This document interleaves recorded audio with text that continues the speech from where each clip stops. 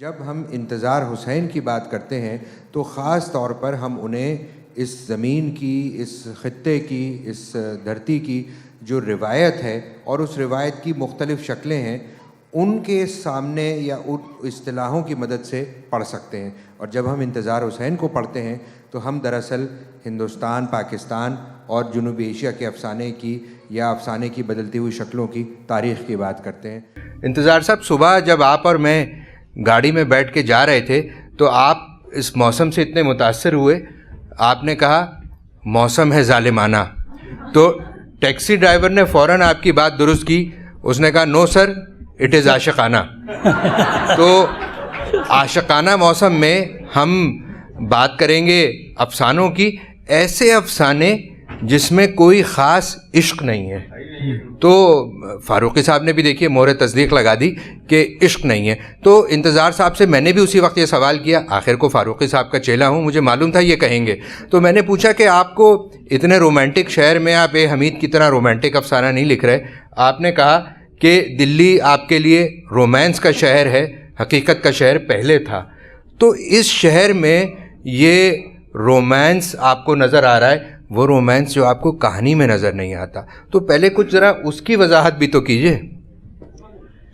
یہ تو مجھ پر یہ الزام رہا ہے شروع سے کہ یہ نوسٹالجیا کا مارا ہوا ہے. تو وہ جو میرا نوسٹالجیا ہے، شاید اس کے زیر اثر اب یہ دلی شہر جو ہے،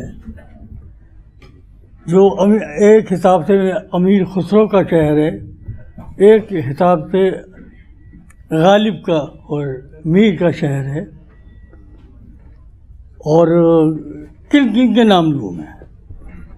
تو وہ اب میرے لیے چونکہ وہ تاریخ جو ہے وہ تو پس منظر میں چلی گئی، تاریخ کی دھندلکوں میں گم ہو گئی.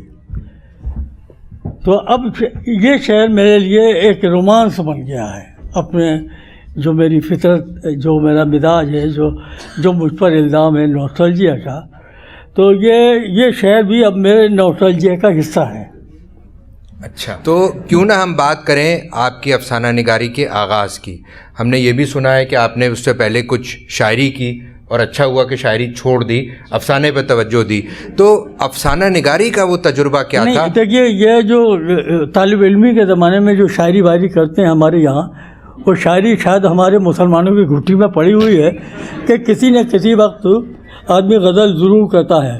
وہ جنرل جو ہمارے یہاں ریٹائر ہو جاتے ہیں وہ پھر لگتا ہے کہ انہوں نے غزل کا پورا دیوان مرتب کیا ہوا ہے. اور جو انڈسٹریل ہوتا ہے، کوئی صنعت کار ہوتا ہے، وہ بھی غزل ضرور لکھتا ہے. تو یہ کچھ ہے، مزاج ہے، وہ تو ہے. تو طالب علمی کے زمانے میں یا بچپن کے زمانے میں اگر کسی نے غزل کہی ہے یا غزل کے کچھ شعر کہے ہیں تو وہ ان کا ذکر اسے کرنا نہیں چاہیے، شرافت اس میں ہے. تو میں نے اگر غزل لکھی بھی ہوگی تو وہ میں فراموش کر چکا ہوں، بھول چکا ہوں. اسی لیے تو آپ کی شرافت کی قسم کھانے کا جی چاہتا ہے، کیونکہ سوائے ایم اسلم کے ناول کے حوالے کے آپ کی شاعری کا کہیں کوٹیشن یہ انہوں نے اچھا حوالہ دیا. تو میاں ایم اسلم تھے. جب میں اس شہر میں آیا تھا اپنے لاہور میں، تو ان کا مجھ پر بڑا احسان ہے. وہ شاہد احمد دہلوی کے بڑے گہرے دوست تھے اور میں ساقی کا لکھنے والا تھا. تو جب مجھے پہلی ملازمت ملی وہ میاں ایم اسلم کے حوالے سے ملی، اور میں نے ان کے ناول کے ابواب بھی سنے ہیں. وہ بڑا اچھا ان کا چائے کا وہ ہوتا تھا، اور ہم اس علاقے کی جو اچھی چیزیں، جلیبی ہے، برفی ہے، وہ کھاتے تھے اور ان کا ابواب سنتے تھے ناولوں کے.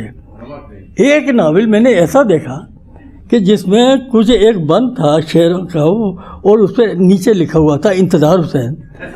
تو میں حیران ہوا کہ یہ کوئی ایسی نظم ہے جو میرے وہاں میرٹھ کالج کا جب میں طالب علم تھا تو اس زمانے میں جو میں نے نظم لکھی تھی اور وہ اس میں چھپی تھی. تو میاں احمد اسلم کا اتنا وسیع مطالعہ ہے کہ میرٹھ کالج کا میگزین جو ہے وہ بھی ان کی نظر میں آ گیا تھا. تو اس کے بعد میں اس سے پہلے اور اس کے بعد کچھ نہیں لکھا میں نے. اب افسانے پر ہی بات کی ہے. افسانے پر ہی بات کرتا ہوں. اب میاں اسلم جلیبی اور برفی ان کا ذکر ممنوع ہوا. تو اب افسانے کا ذکر کرتے ہیں, اور افسانے میں جب آپ نے افسانہ لکھنا شروع کیا تو جہاں آپ پر طرح طرح کے الزامات تھے کہ یہ تھا کہ صاحب یہ ماضی نوسٹیلجیا, دوسرا الزام تھا کہ ہجرت کو انہوں نے ایک بہت بڑا مسئلہ بنا لیا, اور یہ الزام لگانے والی کوئی معمولی ہستی نہیں تھی, قرۃ العین حیدر, جنہوں نے کہا کہ انتظار حسین نے تو ہجرت کا ایک ریکٹ بنا دیا. تو یہ ہجرت کا ریکٹ کیا تھا, یہ بھی تو بتا دیجئے.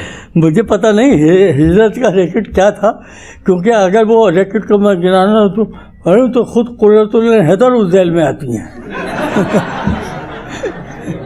سب سے پہلے تو ریکٹ جو بنایا تھا ہجرت کو وہ قرۃ العین حیدر نے بنایا تھا, وہ مجھ سے سینئر تھی.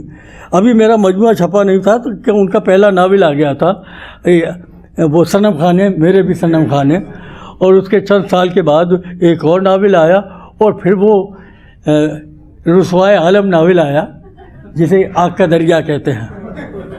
تو اور اس کے بارے میں یہاں بہت رد عمل بھی ہوا, بہت کچھ باتیں ہوئیں, اور پھر وہ اس ملک کو چھوڑ کر چلی گئی, جو بہت افسوسناک واقعہ ہے ہماری ادبی تاریخ کا. تو اب میں کہانیاں لکھ رہا تھا, ٹھیک, تو کہانیاں لکھتے لکھتے وہ فوراً میرے دوستوں نے کہنا شروع کیا ترقی پسند تحریک اپنے عروج پر تھی اس وقت. ابھی وہ واقعہ نہیں ہوا تھا جس کی وجہ سے ترقی پسند تحریک کو ایک پاکستان میں بہت بڑا سیٹ بیک ہوا اور انجمن ترقی پسند مصرفین ختم ہو گئی.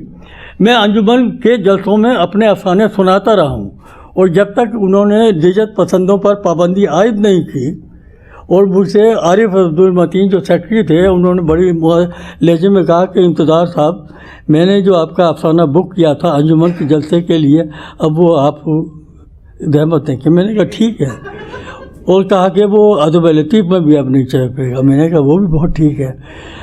میری آپ کی دوستی کا حشر کیا ہوگا, میں نے ان سے پوچھا, کہا کہ دوستی برقرار رہے گی. میں نے کہا یہ ٹھیک ہے, بہت اچھا ہے.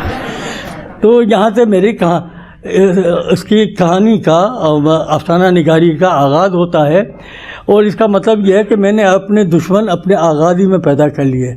لیکن ایک لکھنے والے کی بڑی خوش قسمتی وہ ہوتی ہے کہ اسے اچھے دشمن ملے اور پڑھے لکھے لوگ ملے. تو ترقی پسند تحریک جو تھی وہ بڑی تحریک تو تھی, اور اس میں بڑے بڑے ذہین لوگ تھے, اور ایسے لوگ بھی تھے جنہیں میں پڑھتا تھا. کرشن چندر سب سے بڑا افسانہ نگار وہاں کا تھا, اور میں کرشن چندر کا عاشق رہا ہوں.